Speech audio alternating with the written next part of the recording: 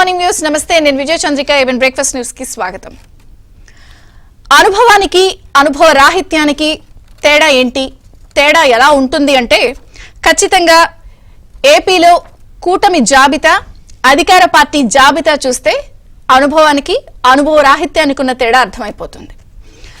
మరి ఆత్మవిశ్వాసానికి ఓటమి భయానికి తేడా ఎలా ఉంటుంది అన్నప్పుడు అది కూడా ఖచ్చితంగా మనం కూటమి అభ్యర్థుల్ని అలాగే అధికార పార్టీ అభ్యర్థులని చూస్తే ఆత్మవిశ్వాసానికి ఓటమి భయానికి ఉన్న తేడా కనపడుతుంది.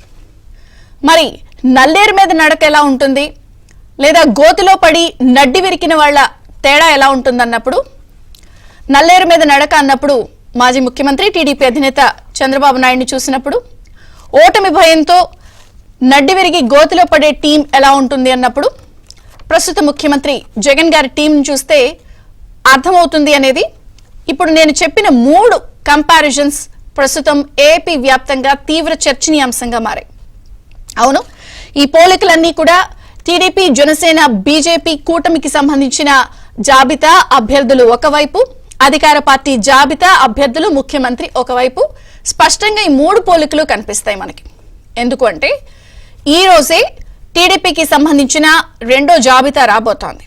ఇప్పటికే 94 మంది అభ్యర్థులతో మొదటి జాబితా ఇచ్చారు. ఎక్దమ్ వన్ షాట్ 94 మంది అభ్యర్థులతో సూపర్ కాన్ఫిడెన్స్ తో టీడీపీ అభ్యర్థుల్ని ప్రకటించింది. ఈ రోజు రెండో జాబితా 94 మందిలో ఇంకా వాళ్ళకి పొత్తులో 144 కాబట్టి 50 మంది అభ్యర్థులు, 17 ఎంపీ పెండింగ్ ఉన్నాయి. సో ఈ 50 మంది అభ్యర్థులకి సంబంధించి ఈ రోజు దాదాపుగా మెజారిటీ అభ్యర్థుల సంఖ్యకి సంబంధించిన రెండో జాబితా 25 నుంచి 35 వరకు మెజారిటీ 35 స్థానాల వరకు కూడా వెళ్లి ప్రకటించే అవకాశం ఈ రోజు రెండో జాబితాలో ఉన్నట్టుగా స్పష్టంగా వార్తలు వస్తాయి. ఈ అంశానికి సంబంధించి ఈ రోజు రెండో జాబితా విడుదల చేయబోతున్నట్టు నిన్న జరిగినటువంటి ఒక కార్యక్రమంలో టీడీపీ అధినేత మాజీ ముఖ్యమంత్రి చంద్రబాబు నాయుడు వెల్లడించారు. ఇక్కడ మనం ఒక విషయాన్ని జాగ్రత్తగా గమనిస్తే టీడీపీ ఒక జాబితాలో 94 మందిని ప్రకటించింది. అదే అధికార పార్టీ 12 జాబితాల్లో 90 మందిని, సిట్టింగ్ లో 60-65 మందిని పక్కన పెడుతూ నానా పాటలు పడుతూ 12 జాబితాల్లో 90. ఇక్కడ కూటమి టీడీపీ ఒక జాబితాలోనే 94, అలాగే మొదటి జాబితాలో జనసేన 5, నిన్నొక 6, మొత్తంగా కలిపి 11, ఇంకొక 10 పెండింగ్ ఉన్నాయి. ఇక్కడ ఒక విషయాన్ని గమనిస్తే ఈ రోజు ప్రకటించే జాబితాకి సంబంధించి టీడీపీ శ్రేణులతో పాటు అధికార పార్టీ కళ్ళన్నీ కూడా ఈ రెండో జాబితా పైనే ఉన్నాయి.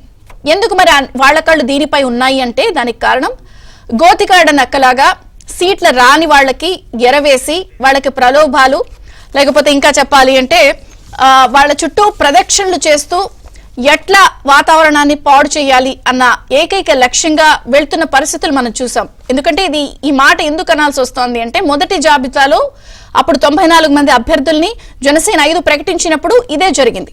సో టికెట్లు రాని వాళ్ళని వాళ్ళ దగ్గరికి ఇంటికి వైసీపీ నాయకుల్ని పంపించడం, ప్రదక్షిణలు చేయడం, ప్రలోభాలు చేయడం, ఈ తంతు తతంగం చూసాం. కాబట్టి ఈ రోజు రెండో జాబితా కూడా అలాగే జరిగిన ఆశ్చర్యపోకర్లేదనేది ప్రధానంగా వినిపిస్తున్న మాట. అయితే ఇక్కడ ఒక విషయాన్ని మనం ఖచ్చితంగా మాట్లాడుకోవాలి. సో ఈ జాబితాలు ఈరోజు వస్తాయి, ఎవరెవరు వస్తారు, ఎవరు గెలుపు గుర్రాలు అని అనుకుంటున్నప్పుడు నిన్న 2 పార్టీలకు సంబంధించిన అధినేతలు 2 వివిధ కార్యక్రమాల్లో వాళ్ళు మాట్లాడిన అంశాలు నిజంగా ప్రజల్ని ఆలోచింపు చేస్తున్నాయి. ముందుగా టీడీపీ అధినేత చంద్రబాబు నాయుడు విషయానికి చూస్తే ఆయన ఎందుకు ఈ పార్టీకి సంబంధించి కూటమిలో దీని అవసరం ఏంటి, ఎందుకు సీట్లు తగ్గిపోవాల్సి వచ్చింది, లేకపోతే దాని ఆవశ్యకత ఏంటి, పొత్తు యొక్క ఇంపార్టెన్స్ ఏంటి, టీడీపీ, జనసేన, బీజేపీ కలిసి వెళ్లడం, అలాగే దుష్ట పాలన, జరుగుతున్న విధ్వంసం, ప్రజలు పడుతున్న పాటలు, కాబట్టి ఈ పొత్తుకు సంబంధించిన అనేక విషయాలు ఆయన చాలా క్రిస్టల్ క్లియర్ గా క్లారిటీ ఇవ్వడంతో ప్రజలు పూర్తి స్థాయిలో ఆలోచిస్తున్నారు. అసలు గతంలో హోదాపైనే తగాదా వచ్చింది, సో ఆ రోజు ఏం జరిగింది, ఈ రోజు ఎందుకు పొత్తు పెట్టుకోవాల్సి వచ్చింది, ఇలాంటి ఆవశ్యకత అనే విషయాలు చెప్తూనే అనేక విషయాలపై క్లారిటీ ఇచ్చారు. ఇక జనసేన అధినేత పవన్ కళ్యాణ్ గారి విషయం కూడా మాట్లాడుకోవాలి. నిన్న మంగళగిరి కార్యాలయంలో అభ్యర్థులు, ఉమ్మడి అభ్యర్థులకు సంబంధించి వాళ్ళ కన్ఫర్మేషన్స్ ఇచ్చారు. నిన్న 5 ప్లేసెస్ చెప్పారు. భీమవరం పులవర్తి రామాంజనేయులు, రాజోల్ వరప్రసాద్ గారు, తాడేపల్లిగూడెం బొల్సటి శ్రీనివాస్ గారు. ఈ రోజు ఆయన మనకి అభ్యర్థి జాయిన్ అవుతున్నారు డిబేట్ లో. నర్సాపురంలో బొమ్మిడి నాయకర్, ఉంగుటూరు నుంచి ధర్మరాజు. అయితే నిన్న ఆయన కూడా మాట్లాడుతూ పవన్ కళ్యాణ్ ఇక్కడ పవన్ కళ్యాణ్ గారు ఈ రోజు పార్టీ పెట్టి 2014 మార్చి 14 ఆయన పార్టీ పెట్టారు. ఈ రోజుకి 10 సంవత్సరాలు అవుతోంది. దీంతో పవన్ కళ్యాణ్ ఆ రోజుకి ఈ రోజుకి ఉన్న తేడాని మోస్ట్ మెచ్యూర్డ్ పొలిటీషియన్ గా ఆయన చాలా మంది అభివర్ణిస్తున్నారు. సో తీసుకున్న సీట్స్ ఎక్కువ తక్కువ అన్నది అప్రస్తుతం. టీడీపీ, జనసేన, బీజేపీ కూటమిగా అభ్యర్థులుగా 175 పోటీ చేస్తున్నాం అన్న విషయాన్ని క్లారిటీగా ఇవ్వడం, అనేక విషయాల్ని ఆయన సవివరంగా వివరించడంతో ఆయన చెప్పే అంశాలన్నీ కూడా నిజంగా చాలా మంది ఆలోచిస్తున్నారు. ఒక వీధి రౌడీని ఎమ్మెల్యే చేయడం వల్ల ఆఖరికి భీమవరంలో సోడాలు అమ్ముకుని బెదిరించే స్థాయికి వాళ్ళు వెళ్లిపోయారు. కొలపోడు అని చెప్పి వాళ్ళని తప్పులు చేస్తే ఊరుకుంటామా అంటూ చెప్పిన అనేక విషయాలు, ఆయనకున్నటువంటి మెచ్యూరిటీని, ఎక్కడ నెగ్గాలో కాదు ఎక్కడ తగ్గాలో తెలిసిన వ్యక్తి పవన్ కళ్యాణ్ అని చెప్పి వస్తున్నటువంటి విశ్లేషణలు, లేకపోతే ఆయనకు వస్తున్నటువంటి ఆలోచన తీరుపై వస్తున్న ప్రశంసలు ఖచ్చితంగా ఇక్కడ మెచ్చుకుని తీరాల్సిందే. ఎందుకంటే 10 ఏళ్ల ప్రస్థానంలో ఆయనకి సంబంధించిన ఈ రోజు ఏ స్థాయిలో ఉన్నారనేది కనిపిస్తోంది. మరి వారికి సంబంధించిన 10 మంది అభ్యర్థుల జాబితా పెండింగ్ ఉంది. సో బీజేపీ కూడా దేశవ్యాప్తంగా రెండో జాబితా ఇచ్చింది. మొదటి లిస్టులో 192, నిన్న 72 మందిని ప్రకటిస్తే ఏపీని ఇంకా వాళ్ళు ప్రకటించలేదు. 6 తెలంగాణ ఎంపీ స్థానాల వరకే ప్రకటించారు. సో వాళ్ళ జాబితాపై ఉత్కంఠ ఉంది. మొత్తానికైతే ఈ రోజు టీడీపీకి సంబంధించిన రెండో జాబితా రాబోతోంది. మెజారిటీ సంఖ్యను ప్రకటిస్తారంటున్నారు. ఒక 10 మంది జనసేన అభ్యర్థులు ఉన్నారు. వాళ్ళవి కూడా దాదాపుగా ఐవీఆర్ కాస్ట్ ద్వారా సర్వేలు, వెరిఫికేషన్స్ ద్వారా చేసుకుని వాళ్ళు చేస్తున్నారు. మొత్తానికైతే పూర్తి స్థాయిలో ఎటువంటి లొసుగులు లేకుండా, ఎటువంటి ఇబ్బందులు లేకుండా పూర్తి ఆత్మవిశ్వాసంతో కూటమి అభ్యర్థులు, వారి అధినేతలు కొనసాగుతుంటే అటు పూర్తి పాజిటివ్ వైబ్రేషన్ ఇటు కనపరుస్తుంటే, వైసీపీలో హై టెన్షన్, అభ్యర్థులు దొరక్క పక్క పార్టీ నుంచి తెచ్చుకునే ప్రయత్నం, ఉన్న వాళ్ళని పోగొట్టుకోకుండా కాపాడుకోవడం ఒక రిస్క్ అయితే, పరిపాలన ఫెయిల్యూర్, అభ్యర్థుల జాబితా ఫెయిల్యూర్ పై కూడా అన్ని రకాల అంశాలు చర్చనీయాంశం అవుతున్నాయి. టీడీపీకి సంబంధించిన రెండో జాబితా వస్తోంది. అలాగే కూటమి అభ్యర్థులు, కూటమి పార్టీ చాలా పూర్తి స్థాయిలో పాజిటివ్ వైబ్రేషన్ లో వెళ్తూ ఉంటే అధికార పార్టీలో హై టెన్షన్ నెలకొంది. అన్ని చర్చిద్దాం. మనతో పాటు జాయిన్ అయ్యారు ప్రముఖ రాజకీయ విశ్లేషకులు వడ్స్మిల్లి శ్రీనివాసరావు గారు, టీడీపీ నుంచి మాజీ ఎమ్మెల్యే జ్యోతుల నెహ్రూ గారు, అలాగే జనసేన నుంచి తాడేపల్లిగూడెం ఉమ్మడి అభ్యర్థి బొల్స శ్రీనివాస్ గారు జాయిన్ అయ్యారు. నమస్తే అండి, అందరికీ స్వాగతం. బొల్స శ్రీనివాస్ గారు, మీతో ప్రారంభిస్తాను నేను. ముందుగా మీకు 3 అంశాల విషయంలో అభినందనలు చెప్పాలి. 1, ఈరోజు ఆవిర్భావం.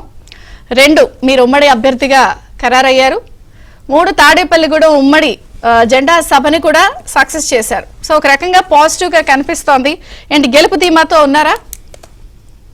డెఫినెట్ గా మనం గెలుస్తామమ్మా. ఎందుకంటే ఓడిపోయిన తర్వాత గడిచిన 4 సంవత్సరాలు 9 ఏళ్ళు కూడా మనం ప్రజల్లో ఉన్నాం, ప్రజల కోసం పనిచేసాం. కరోనా సమయంలో కూడా ప్రాణాలు తెగించి బయట వాళ్ళకి ఏం కావాలో, వాళ్ళకి భోజనం కావాలా, మందులు కావాలా, నిత్యావసర వస్తువులు కావాలనే దాని మీదే ఆ 2 సంవత్సరాలు పనిచేశాను. కాబట్టి ఈ రోజు ప్రజల్లో ఎవరిని అడిగినా ఇవాళ శ్రీనివాస్ చెప్తారు అనేది నాకు కూడా ఒక ధీమా. ఖచ్చితంగా గెలుస్తాం. మనం చేసిన సర్వీస్ కానీ మన ఈ రోజు వరకు ఈ వైసీపీ నుంచి మన కేడర్ కాపాడుకున్న పరిస్థితి. ఇవాళ తెలుగుదేశం పార్టీ నుంచే వచ్చాను, అయినప్పుడు కూడా ఆ పార్టీలో ఉన్నటువంటి అందరూ కేడర్ కూడా ఈ చిన్న ఇబ్బంది కలిగినా కానీ మన దగ్గర రావడం, మన ఏదైనా ఇబ్బంది ఉండే పోలీస్ స్టేషన్ కానీ ఇలాంటి విషయాల్లో కూడా వాళ్ళని సహకరించడం. కాబట్టి టీడీపీ కేడర్ కూడా, నేను టీడీపీ నుంచి వచ్చాను కాబట్టి అందరూ కూడా మనకి బాగా సహకరిస్తా ఉన్నారేమో. తప్పకుండా మన విజయం అనేది భగవంతుడి దయ వల్ల, ప్రజల ఆశీస్సులతో మనం ఖచ్చితంగా గెలుస్తామని నమ్ముకున్నాను. అంటే ఏంటి, నోటిఫికేషన్ రాలేదు, ఇంకా షెడ్యూల్ రాలేదు, ఎందుకు విజయ అవకాశాలు కూటమి గెలుస్తుందని నమ్మకం ఏంటి? ప్రజల్లో ఇంత బలంగా వెళ్ళడానికి కారణం ఏంటి? ప్రభుత్వం వ్యతిరేకతనమ్మా. ఇది మన మీద ఉన్నది ఇది కాదు. ఎతర వ్యతిరేకత మనం క్యాష్ చేసుకోవాలి. ఇవాళ ఈ ప్రభుత్వాన్ని వెళ్తున్న తీరు మనం చూస్తా ఉన్నాం. ఇవాళ లిక్కర్లో తీసుకున్న దోపిడీ కానీ, ఇసుకలో చేస్తున్న దోపిడీ కానీ ఎవరికి వ్యాపారాలు లేవు. ఇవాళ ఉన్న పరిస్థితి ఏంటంటే ఒక రాజకీయ నాయకులు మాత్రమే వ్యాపారాలు ఉన్నాయి, ఉద్యోగాలు ఉన్నాయి. రాజకీయాల్లో అవి కూడా వైసీపీలో ఉన్న వాళ్ళకి. మరి అలాంటి పరిస్థితుల్లో ప్రజలు ఏం చేయాలి, ఏ తిని బతకాలి? యువతకు ఉద్యోగాలు లేవు, వేరే చోటుకి వెళ్ళి చేయడానికి కూడా ఇవాళ హైదరాబాద్ వెళ్ళినా కానీ 15,000 20,000కి ఉద్యోగాలు చేస్తున్నారు బీటెక్ చేసి. ఇక్కడ అక్కడ ఉండడానికే 12,000 13,000 ఖర్చు అవుతుంది. ఇంటికి మళ్ళీ ఏం పంపుతారమ్మా?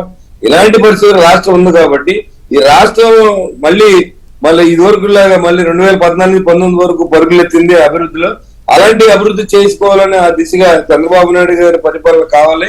అనుభవం ఈ నిజాయితీ పడిన పవన్ కళ్యాణ్ గారు దీంట్లో ఉమ్మడి అభ్యర్థిగా నిలబడడం, బీజేపీ పార్టీ మళ్ళీ వస్తుంది అని ఆశతో ఇవాళ ఏదైతే బీజేపీ పార్టీ మనకి ఎందుకు కావాలంటే నెక్స్ట్ మళ్ళీ రాబోయే ఎలక్షన్స్ మనకు గెలిచిన తర్వాత ఈ రాష్ట్రం అభివృద్ధి చెందాలంటే పూర్తిగా సహకరించాలి. మనకు మన భాగస్వామ్యం ఉంటారా లేదన్నది పక్కన పెడితే ఇవాళ పరిపాలన ఎలా ఉంటుందని జరిగితే బీజేపీ మనతో పొత్తులో ఉన్న పరిస్థితి చూసుకుంటే ఖచ్చితంగా మన ఈ రాజధాని నగరానికి కానీ పోలవరం ప్రాజెక్టు కానీ అదే రకంగా విశాఖ ఉక్కును అమ్మేసిన ఆపుకునే సందర్భంలో కానీ నిరుద్యోగ యువతకి ఉద్యోగ క్యాలెండర్ రిలీజ్ చేసే విషయంలో కానీ తీర ప్రాంతాల అభివృద్ధి కానీ ఇవన్నీ జరగాలంటే ఖచ్చితంగా బీజేపీ సహకారం కావాలనే ఆలోచనతో పవన్ కళ్యాణ్ గారు 100 మెట్లు దిగి ఇవాళ ఈ పొత్తు విషయంలో మీరు చూశారు.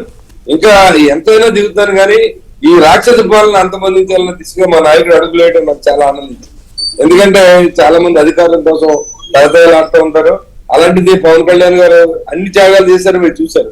వచ్చిన 24 సీట్లో కూడా 3 సీట్లు అవసరమైతే మీకు ఇస్తాను, ఏదో కలిసి పని చేద్దాం, మనం రాష్ట్రం అభివృద్ధి చెందాలని ఉద్దేశంగా మరి ఆయన మరి గడిచిన 2-3 రోజుల నుంచి నిజంగా మరి ఆయన విశ్రాంతి అనేది లేకుండా 2 పార్టీలు కలపడంలో ఇవాళ ఆయన సక్సెస్ అయ్యారని చెప్పాలి. నిజంగా మరి అది ఈ రాష్ట్రం మంచి కోసం కదా. ఇవాళ పవన్ కళ్యాణ్ ఆయనే నిజంగా రాజకీయాలే కావాలనుకుంటే ఆయనకి రాజ్యసభ తీసుకుని మంత్రి ఇస్తానని చెప్పి ఏదో ప్రామిస్ చేశారు మోడీ గారు. కానీ అలాంటి దిశగా ఆయన ఎప్పుడు అడుగులేదా. ఇక్కడ రాష్ట్రం కాపాడాలంటే మనం తెలుగుదేశం పార్టీకి అండదండలుగా ఉండాలి, తెలుగుదేశం పార్టీని మనతో పాటు గెలిపించాలి, ఈ రాష్ట్రంలో మంచి పరిపాలన జరగాలనే ఆలోచనతో పనిచేస్తున్న వ్యక్తి పవన్ కళ్యాణ్ గారు. ఈ పార్టీ రాష్ట్ర ప్రజలకు అర్థమై ఉంటుందని నేను అనుకుంటాను. Right sir. సో టీడీపీ నుంచి మాజీ ఎమ్మెల్యే జ్యోతుల్ నెహ్రూ గారు ఉన్నారు. నమస్తే అండి. సో మీకు కూడా అభినందనలు. లిస్ట్ లోనే మీరు కూడా పేరు సంపాదించారు. సో మీ జాబితా మొదటి జాబితాలోనే మీది వచ్చేసింది. సో మీరందరిది కూడా కొంత ఉత్సాహం కనిపిస్తోంది, గెలుపు తొణికిసలాడుతోంది. సో ఏకదమ్ 94 ఫస్ట్ లిస్ట్, ఇవాళ ఎన్నో వస్తుంది సెకండ్ లిస్ట్ అంటున్నారు? నమస్కారం. అలాగే శ్రీనివాస్ గారికి, బొలిశెట్టి శ్రీనివాస్ గారికి, ప్రేక్షకులకి నా హృదయపూర్వక ధన్యవాదాలు. ఇప్పుడు మొదటి లిస్టు చాలా వరకు మొత్తం బయటకు వచ్చేటటువంటి పరిస్థితి ఉంటుంది. సుమారు 50 స్థానాల వరకు కూడా ఇంకా ప్రకటించాల్సినటువంటి పరిస్థితి ఉన్నా 50 స్థానాల్లోనే ఏమన్నా 4-5 స్థానాలు మిగలొచ్చి తప్పించి ఉన్నాయన్నీ కూడా ఇవాళ ప్రకటించేటటువంటి పరిస్థితి ఉంటుంది. అయితే ఇక్కడ గెలుపు ధీమా అన్నది మనతో పుట్టుకొచ్చింది కాదు. ఇది జగన్మోహన్ రెడ్డి యొక్క పాలనా విధ్వంసం, ఆయన విధ్వంసంతో ప్రారంభించినటువంటి పాలన అన్ని వ్యవస్థల్ని విధ్వంసం చేశారు.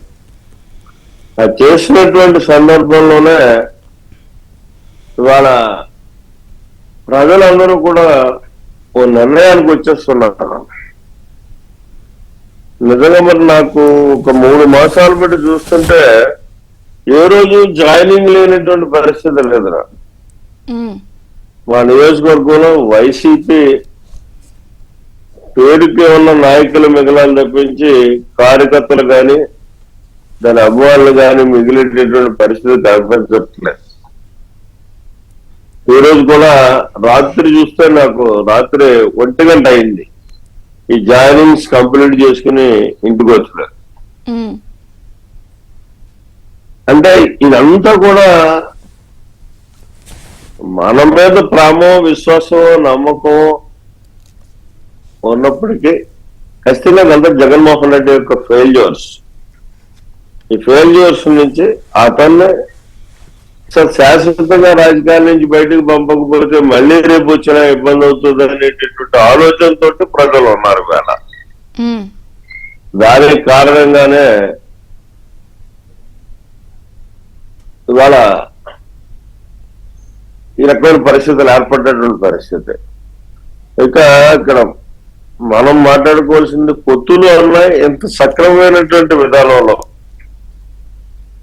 ఒక 3 రాజకీయ పార్టీలు కలిసి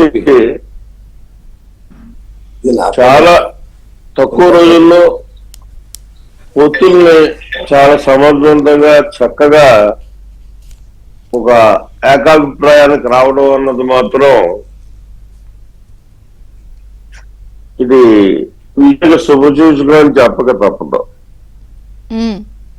ఎందుకంటే అందులోని ఈ పొత్తులు సక్సెస్ అవ్వడానికి మరి కుర్రోడైనా సరే రాజకీయ అనుభవం అంత ఎక్కువగా లేకపోయినా చాలా చాకచక్యంగా పవన్ కళ్యాణ్ గారు వ్యవహరించారని చెప్పాలి తప్పదు.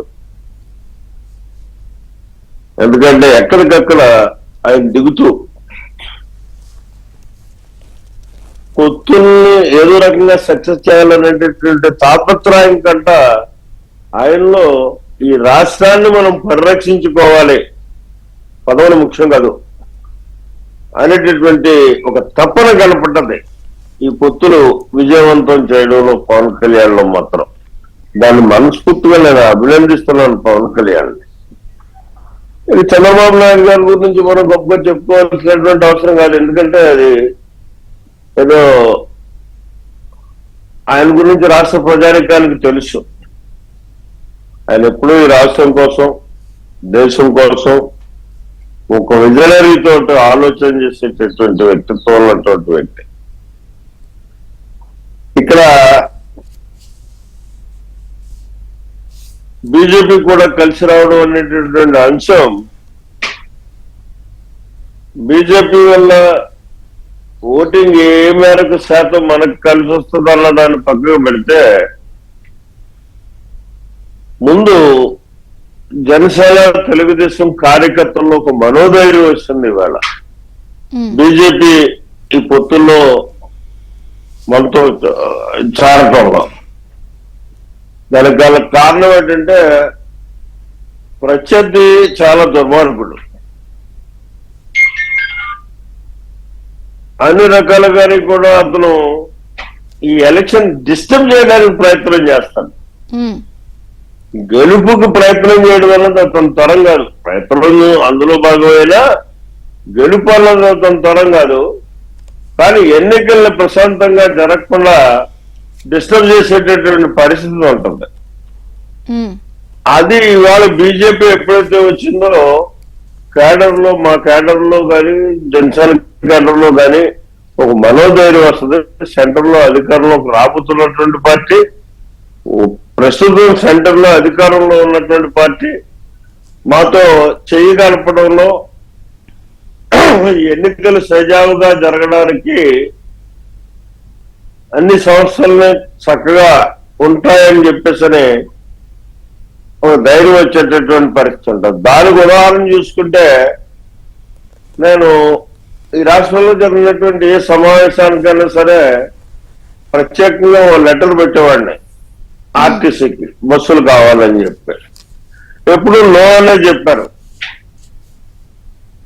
ఈవేళ లెటర్ కంటే ముందే ఆర్టీసీ వారు ఫోన్ చేసి మీకు ఎన్ని బస్సులు కావాలి సార్ అని అడిగినటువంటి పరిస్థితి ఉంది. అంటే ఇది బీజేపీ మనతో కలవడమే ఒక సూచికగా నాకు అనిపిస్తున్నటువంటి పరిస్థితి.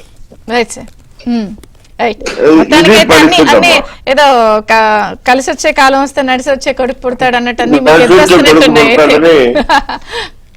అన్ని బ్రహ్మాండంగా ఉన్నటువంటి పరిస్థితులు ఉన్నాయి. రాజకీయ విశ్లేషకులు అడ్స్మిల్ గారితో మాట్లాడదాం. అడ్స్మిల్ శ్రీనివాస్ గారు నమస్తే. బ్రేక్ఫాస్ట్ న్యూస్ కి స్వాగతం. ఎట్లా చూడాలి ఆంధ్రప్రదేశ్ లో అధికార వైసీపీ విడుదల చేసిన జాబితా కూడా లేదు, తెలీదు, సమన్వయకర్తలే, వాళ్ళు ఏం క్యాండిడేట్లు కాదని మధ్యలో 2-3 సార్లు అన్నారు. వీళ్ళు గన్ షాట్ గా ఒక్క దాంట్లో 94-5 నిన్నటి దాంతో రెండో జాబితాలో కలిపి మొత్తంగా వీళ్ళు గన్ షాట్ గా ఇలా వెళ్తున్నారు 100 మంది దాకా. అటు 12 జాబితాల్లో 80 మంది నుంచి 90 మంది మధ్యలో క్యాండిడేట్ లో కాదు సమన్వయకర్తలు అంటున్నారు. ఇంకొకటి ఒక గందరగోళం. రెండింటిని డిఫరెన్స్ ఎలా చూస్తారు? జ్యోతుల నెహ్రూ గారు, శ్రీనివాస్ గారు, అందరికీ నమస్కారం అండి. అంటే మీకు ఒకవేళ వైసీపీ కనుక క్యాండిడేట్లు అనౌన్స్ చేస్తే వాళ్ళు ఇంటికి వెళ్ళిపోయి ఫోన్ కట్టేస్తారేమని భయం వాళ్ళకి. ఎందుకంటే పరిస్థితి అలా ఉందండి వాతావరణం యాక్చువల్గా. అంటే మీరు చూడండి, ఇందాక నెహ్రూ గారు చెప్పినట్టుగా క్యాడర్ అయితే కంప్లీట్గా వైసీపీ క్యాడర్ కంప్లీట్గా ఇటు ఊళ్ళకు ఊళ్ళు, మండలాలు, జిల్లాలో నియోజకవర్గాలు మొత్తం వెళ్ళిపోయి జాయిన్ అయిపోతున్నారు. మనం కళ్ళారా చూస్తున్నాం మనం అంతా. ఇక నాయకులు వంతు ఇప్పుడు మొన్న ఎంపీలు అయితే మేము పోటీ చేయమని చెప్పేశారు మొహమాటలాంటి చాలామంది. మన కళ్ళ ముందు స్పష్టంగా కనపడుతుంది కదా. అలాగే రేపు ఎమ్మెల్యేల టికెట్లు కూడా ఇస్తే ఎవరన్నా అంటే సాధారణంగా ఎమ్మెల్యే టికెట్ సీట్ రావాలి, పోటీ చేయాలి, గెలుపు ఓటములు పక్కన పెట్టి పోటీ చేయాలని కోరుకుంటారు చాలామంది. అలాగా ఉత్సాహవంతులు ఔత్సాహికంగా రావచ్చేమో, కానీ గెలవాలన్న ఉద్దేశం ఈ పార్టీలో డెఫినెట్గా మనం గెలుస్తామని నమ్మకంతో అయితే మాత్రం వైసీపీలో లేరని ప్రస్తుతానికి. ముందుగా జనసేన పార్టీ 10 సంవత్సరాలు పూర్తయిన ఆవిర్భావం 10 సంవత్సరాలు అయిన సందర్భంగా ఆ పార్టీ అధ్యక్షులు వారు పవన్ కళ్యాణ్ గారికి, ఆ నాయకులకి, బొలిశెట్టి శ్రీనివాస్ గారికి అందరికీ కూడా శుభాకాంక్షలు అండి. అలాగే ఇప్పుడు మన ముందున్న కాబోయే ఎమ్మెల్యేలో మంత్రుల్లో కూడా మనం ఊహించలేం. గ్యారంటీగా చాలా కాన్ఫిడెంట్ గా ఉన్నారు గెలుపు మాదే అని. వాళ్ళకన్నా ఎక్కువ కాన్ఫిడెంట్ గా నేనున్నాను. ఎందుకంటే ఈ 2 సీట్లు మన కాబోయే ఎమ్మెల్యేలతో కూర్చున్నాం అని చెప్పేసి నా అభిప్రాయం. ఇది డెఫినెట్ గా అందరి అభిప్రాయం కూడా అదే అనుకుంటున్నాను నేను. ఇక జనసేన పార్టీకి సంబంధించి వాళ్ళ 10 సంవత్సరాల ఆవిర్భావం అయిన తర్వాత పవన్ కళ్యాణ్ గారు మొదటి రోజు ఆయన పార్టీ ఆవిర్భావం మాట్లాడిన దానికి ఇవాళకి కంప్లీట్గా చాలా పరిణితి చెందిన రాజకీయ నాయకుడిగా కనిపిస్తూ ఉన్నారు. ఎందుకంటే ఆయనలో మొదట్లో ఆయన మాటలు విన్నప్పుడు నిజాయితీగా మాట్లాడుతున్నాడు ఈయన అనుకున్న దాన్ని ఆచరణలో కూడా ఇవాళ కనిపిస్తూ ఉంది. 10 ఏళ్ల తర్వాత కూడా ఆ మాట అంటే నిలబడింది. సాధారణంగా రాజకీయ నాయకులు చెప్పిన దానికి చేసేదానికి కొంచెం డిఫరెన్స్ ఉంటుంది. కానీ ఆయన ఏం చెప్పాడో దాన్ని చేయటం కోసం ప్రయత్నం, అలాగే ఇతను చేస్తాడు అనేటువంటి నమ్మకం కలిగించాడు. ఎందుకంటే ఈ పొత్తులు, ఈ అలయన్స్ విషయంలో ఆయన వ్యవహరించిన తీరు చూసిన తర్వాత ఆయన మీద పూర్తి స్థాయిలో విశ్వాసం, నమ్మకం కలుగుతుందని అందరికీ. ఇంకోటి ఏంటంటే ఏ రాజకీయ పార్టీ అయినా, ఏ రాజకీయ నాయకుడైనా వాళ్ళు రాజకీయ పార్టీ పెట్టిన తర్వాత డెఫినెట్గా వాళ్ళు కొన్ని చట్టసభల్లో ప్రాతినిధ్యం కోరుకుంటారు. ఈయన మొట్టమొదటిసారిగా పార్టీ ఆవిర్భావం తర్వాత, పార్టీ పెట్టిన తర్వాత వచ్చిన ఎన్నికల్లో ఎన్డీఏకి సపోర్ట్ చేశాడు. ఆ రోజు ఆయన కోరుకుంటే డెఫినెట్గా కొన్ని ఎమ్మెల్యేలు, కొన్ని ఎంపీలు కూడా ఆయన గెలుచుకుని ఉండేవాడు వాళ్ళున్న పరిస్థితుల్లో. వాటిని ఓ రకంగా ఆయన వద్దనుకునే ఉన్నాడంటే అది ఒక రకంగా ఆయన నిస్వార్థంగా అనిపిస్తుంది, 2 చారిత్రక తప్పిదం అనిపిస్తుంది నాకు. ఎందుకంటే ఈ పార్టీకి పునాది ఏర్పడిపోయేది పార్టీకి, అదొకటి.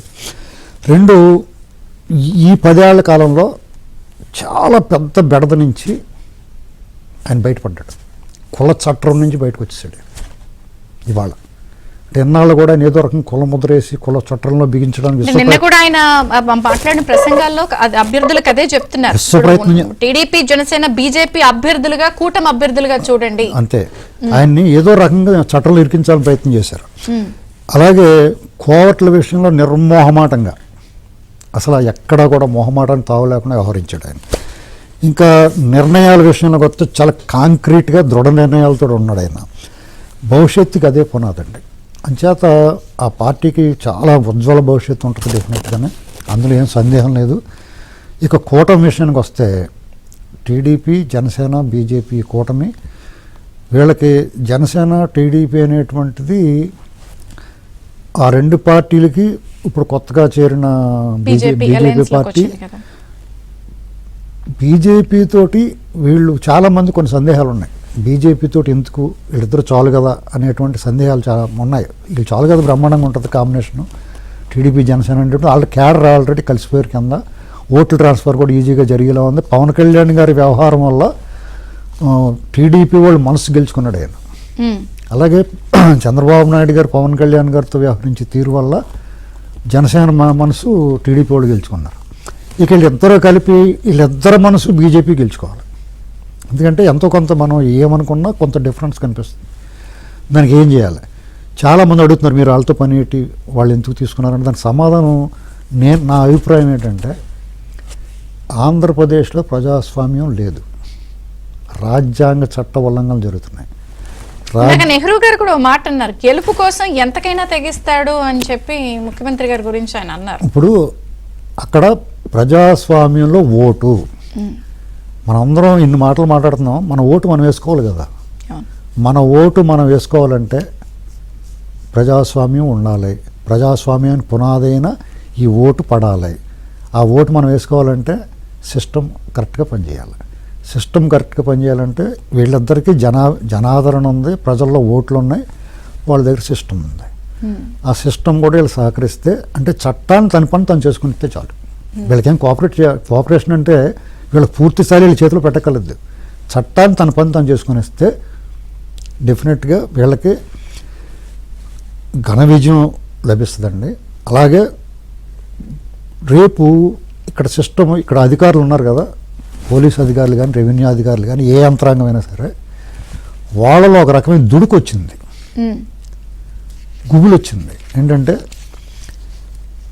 ఇదివరకు ఎలక్షన్ కమిషన్ చర్యలు తీసుకోవడానికి వీళ్ళకి పంపిస్తే అంటే అనేక సందర్భాల్లో రాష్ట్రంలో అధికారులు సుప్రీంకోర్టు ఆదేశాలను కూడా బేఖాతరు చేశారు. ఇప్పుడు అలా కుదరదండి. దానివల్ల వాళ్ళు కూడా తన పని చట్టానికి లోబడి పనిచేద్దాం అనుకుంటారు. చట్టానికి లోబడి పనిచేద్దాం అనుకుంటే ఇన్నాళ్ళు ఏం చేసేవారంటే వైసీపీ కార్యకర్తలు ఈ పార్టీలు జనసేన టీడీపీ వాళ్ళని కవ్వించి వాళ్ళు ఫ్లెక్సీలు చింపేసి వాళ్ళతో గొడవ పెట్టుకుని వాళ్ళు తిరగబడితే పోలీసు వాళ్ళు వెంకలు తాక్కునేవారు.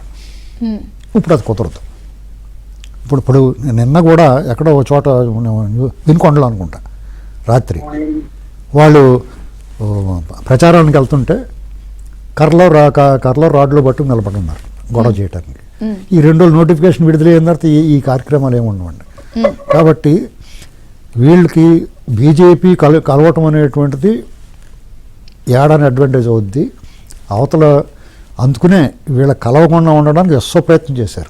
మొదటి నుంచి పొత్తు కుదరకూడదని చేశారు. దానివల్ల ఏంటంటే బీజేపీ వాళ్ళు వీళ్ళకి ఓట్లు కష్టం వచ్చేస్తాయి, వీళ్ళు ఏదో దెబ్బైపోతారని కాదండి, ఇంకా జగన్ తోటే ఉన్నారు బీజేపీ వాళ్ళు అనేటువంటిది మైండ్ గేమ్ కోసం అన్నమాట, మానసికంగా పైచేయి సాధించడం కోసం. ఇక ఇప్పుడు సీట్లు అనౌన్స్మెంట్ చేస్తారు కదా ఇవాళ, మీరు ఇంట్రోలో చెప్పినట్టుగా వాళ్ళు కాసుకునే ఉంటారు.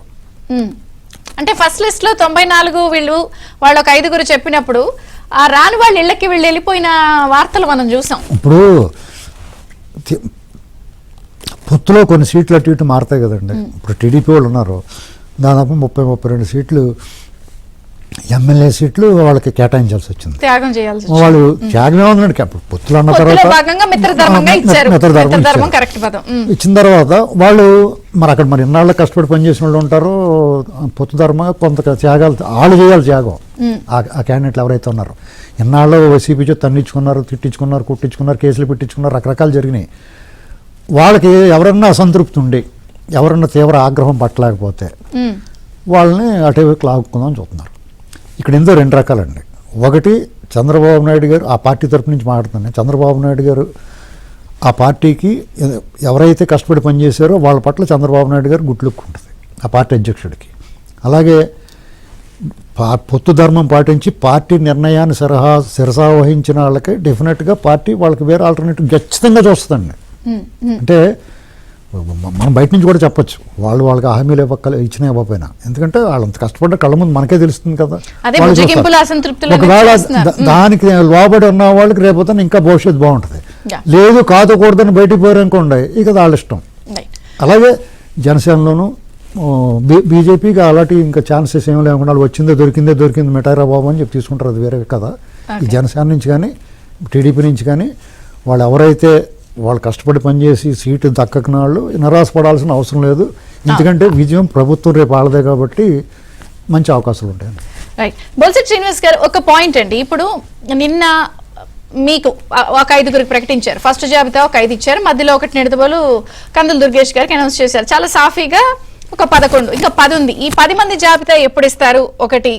2, నిన్న మీ అభ్యర్థులతో మీ అధినేత మాట్లాడుతూ కూడా చాలా క్లియర్ గా కొన్ని విషయాలు స్పష్టంగా చెప్పారు. పొత్తు ఆవశ్యకత, లేకపోతే రౌడీల్ లాంటి ఎమ్మెల్యేలను తెచ్చుకుని భీమవరం గాని ఇట్లా వీధి రౌడీల్లా ప్రవర్తించే వాళ్ళ పని ఎట్లా ఉంది, అక్కడ సోడాలు అమ్ముకునే వాళ్ళు కూడా భయపడుతున్నారు, ఇట్లా అన్ని చాలా విషయాలు చెప్పారు కదా.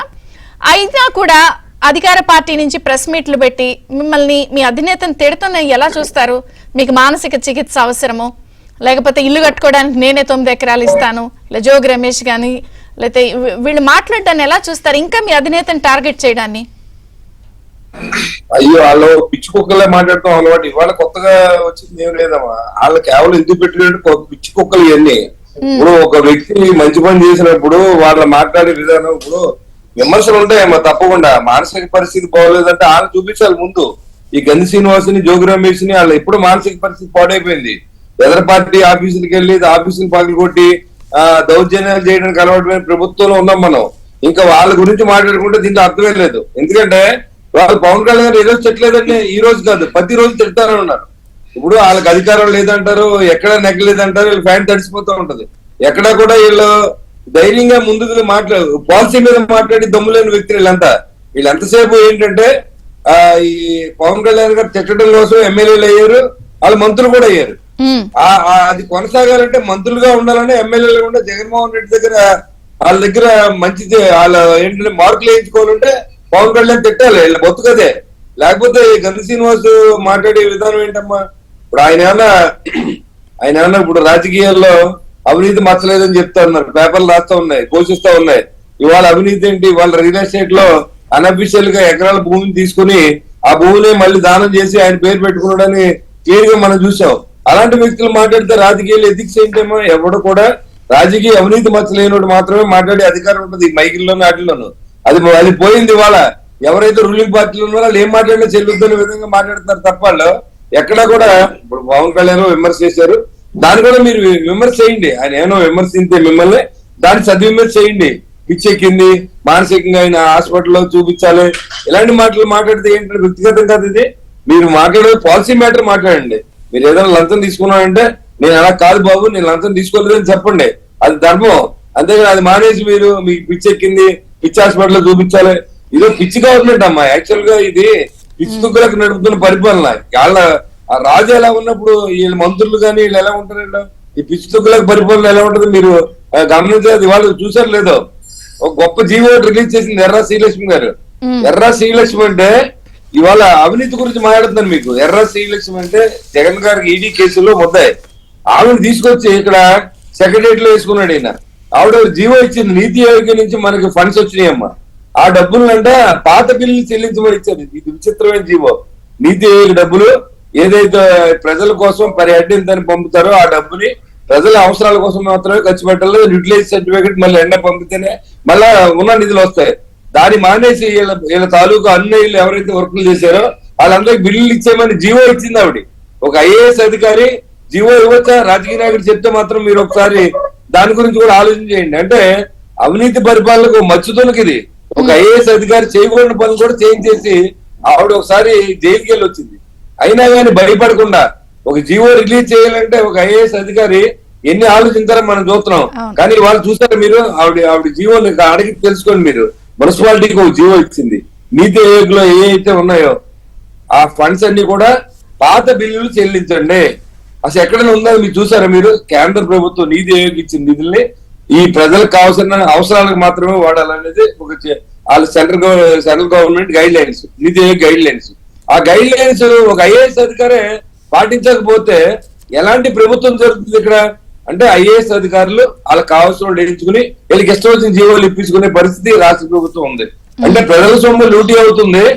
ఆ భాగంలోనే జనసేన టీడీపీ గెలుస్తుందని చెప్తున్నాం తప్ప ఇవాళ వీళ్ళు చేసి లూటీని అన్ని రకాలుగా చెప్పాలి మనం. కరెక్టే శ్రీనివాస్ గారు, మీ అధినేత చాలా క్లియర్ గా పాలసీ లేదా జరిగిన అవినీతి లేదా జరిగిన తప్పుని ప్రశ్నిస్తే వ్యక్తిగతంగా వెళ్తారు, లేదా రాజకీయ అజ్ఞానం అంటారు, లేదా కులాన్ని కుంపటి రాజేసి ఆ గొడవలు పెట్టి దాని రాజకీయ అజ్ఞానం అని చెప్పారు. అసలు రాజకీయ జ్ఞానం అజ్ఞానం అనేది చెప్పడానికి బెంచ్ మార్క్ ఏంటి? అధికార పార్టీ చేస్తున్న అంశాలను కదా మీరు ప్రశ్నిస్తున్నారు. అవి మాట్లాడితే ఇప్పుడు జోగి రమేష్ మీకు అజ్ఞానం అన్నాడు.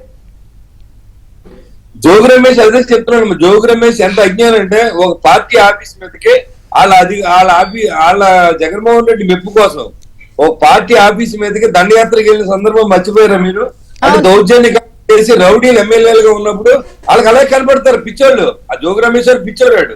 ఇప్పుడు వాడి గురించి మాట్లాడుకుని మనం టైం వేస్ట్. ఎందుకంటే ఒక విధానపరంగా మాట్లాడు. నువ్వు మంత్రి అయితే నీ శాఖ మీద పట్టు ఉంటే నువ్వు ఇల్లు కట్టించావు, కేంద్ర ప్రభుత్వం నిధులు ఎంత వచ్చినాయి, ఎన్ని ఇళ్లు నువ్వు ఎక్వైరీ చేసావు, ఎకరం ఎంత కొన్నావు, దాంట్లో మీ ఎమ్మెల్యేలు ఎంత కమిషన్ తీసుకున్నారో నీకు తెలుసా? అది కూడా తెలియకుండా నువ్వు మంత్రి చేస్తా ఉండి నువ్వు ఎంతసేపు పవన్ కళ్యాణ్ విమర్శంతా పుట్టి నువ్వు మళ్ళీ పవన్ కళ్యాణ్ గురించి మాట్లాడే హక్కు నీకు ఉందని అడుగుతా ఉన్నా. చంద్రబాబు నాయుడు గారు ఇంటికి వెళ్ళిపోతావు నువ్వు కొట్టేయడానికి.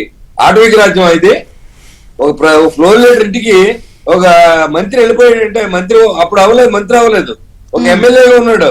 ప్రజాస్వామ్యంలో ప్రజాప్రతినిధులు ఈ రకంగా బిహేవ్ చేస్తే ఎలాంటి పరిపాలన జరుగుతుందో కూడా ప్రజలు ఆలోచిస్తారు.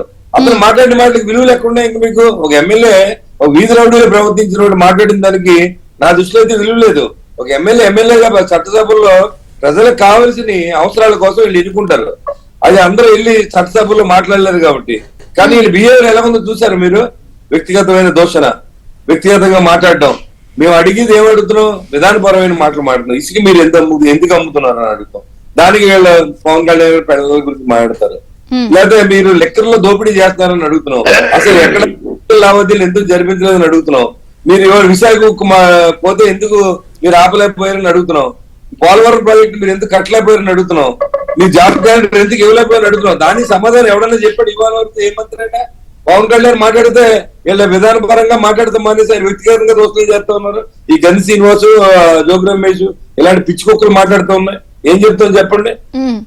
కరెక్టే. కానీ ఇప్పుడు ఇంత జరుగుతున్న ఒక చిన్న దాన్ని కూడా భూతద్దలో పెట్టి చూపించడం, లేదా ఒక కులపరమైన ముద్ర వేయడం, నిన్న కూడా ఆయన చాలా క్లియర్ గా మాట్లాడారు.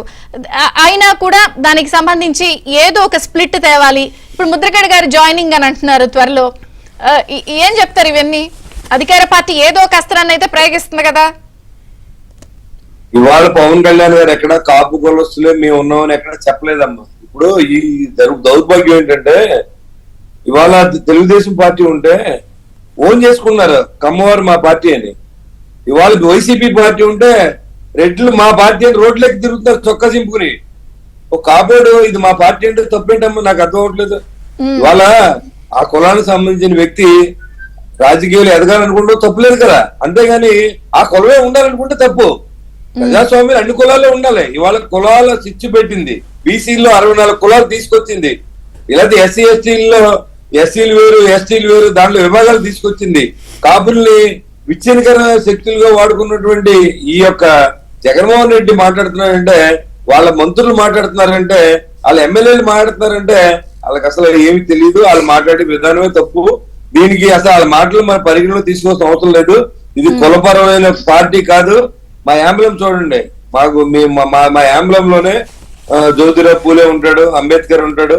మేము ఆ యాంబులం తోనే ముందుకు పోతా ఉన్నాం తప్ప ఇక్కడ ఎక్కడ పవన్ కళ్యాణ్ లేకపోతే శ్రీకృష్ణదేవరాయలు ఫోటోలు వేసి మేము వెళ్తారు ఎలక్షన్ కి. ఈ మాట్లాడేవాళ్ళు కులం ఇప్పుడు ఇవాళ చెప్తున్నారండి, టీటీడీ దేవస్థానంలో గడిచిన 4.5 సంవత్సరాలు ఎంతమంది ఇతర కులస్తులకి టీటీడీ చైర్మన్ గాని ఈవో గాని ఇచ్చారో ఒకసారి సమాధానం చెప్పమనండి. ఇవాళ మీ సలహాదారులు ఎంతమంది మీ కులస్తులు ఉన్నారు మీరు ఒకసారి చెప్పి ధైర్యం ఉందా మీకు? వాళ్ళ కాపులు ఎక్కువ శాతం ఉన్నారు, బీసీలు ఎక్కువ శాతం ఉన్నారు. మీరు వాళ్ళకి ఎంత శాతం వరకు మీరు న్యాయం చేశారో చెప్పి దమ్ము జగన్మోహన్ రెడ్డి కానీ వాళ్ళ మంత్రులకు కానీ వాళ్ళ ఎమ్మెల్యేలకు ఉందా అని అడుగుతా ఉన్నాను. చెప్పాలండి ఉందా? జ్యోతుల్ నెహ్రూ గారు, ఒకటి ఇప్పుడు మీ జాబితాల తర్వాత అధికార పార్టీ కొంత ఎలా అయినా సరే అసంతృప్తుల్ని క్యాష్ చేసుకోవాలని అనుకోవడం, లేదా కుల తత్వాన్ని రేకెత్తించి గొడవలు సృష్టించడం, లేదా ఇప్పుడు వరుసపెట్టి లెటర్లు రాస్తున్నారు హరిరామ్ జోగి గారు లేదా ముద్రగడ గారిని ప్రయోగిస్తున్నారు మీ కూటమి మీదకి. ఏం చెప్తారు?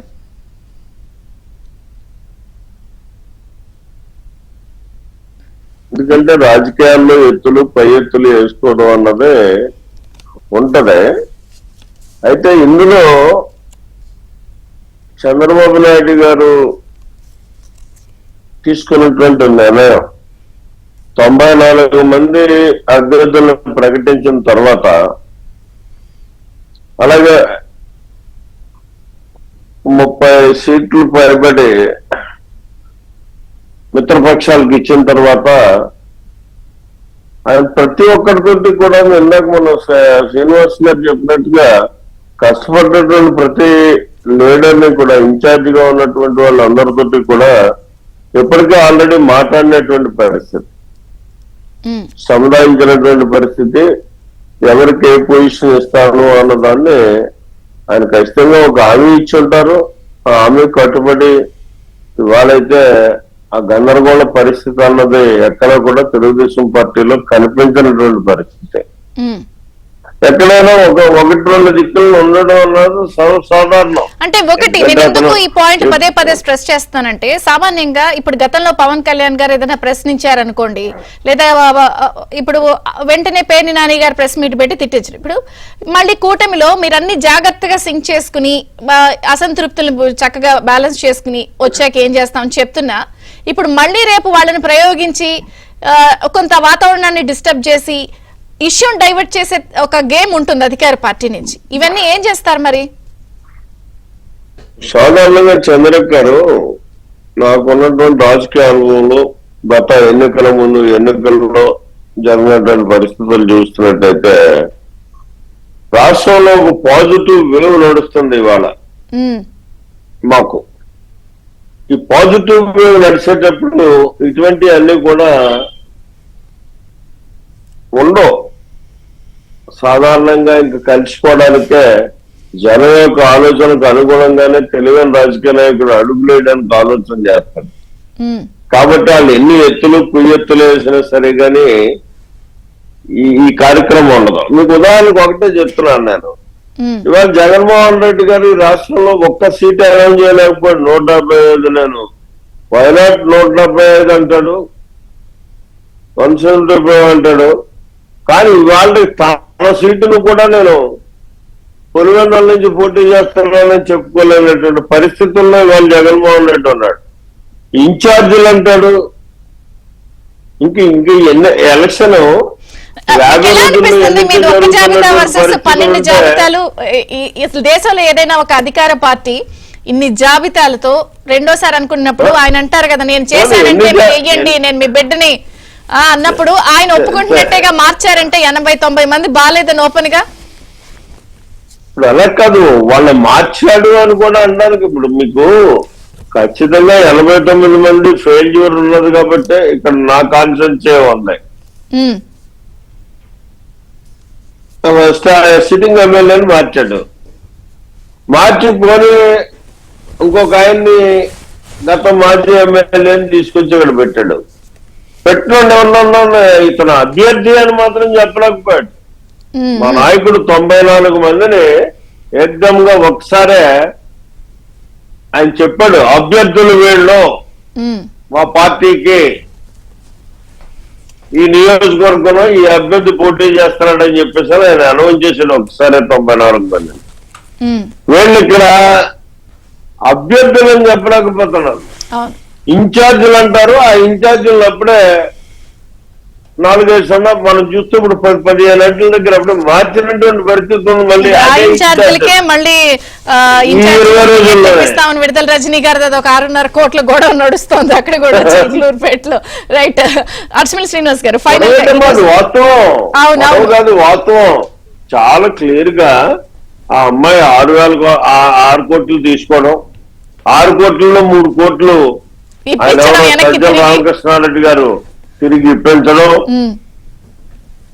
ఇవన్నీ వాస్తవాలు. అవును అవును.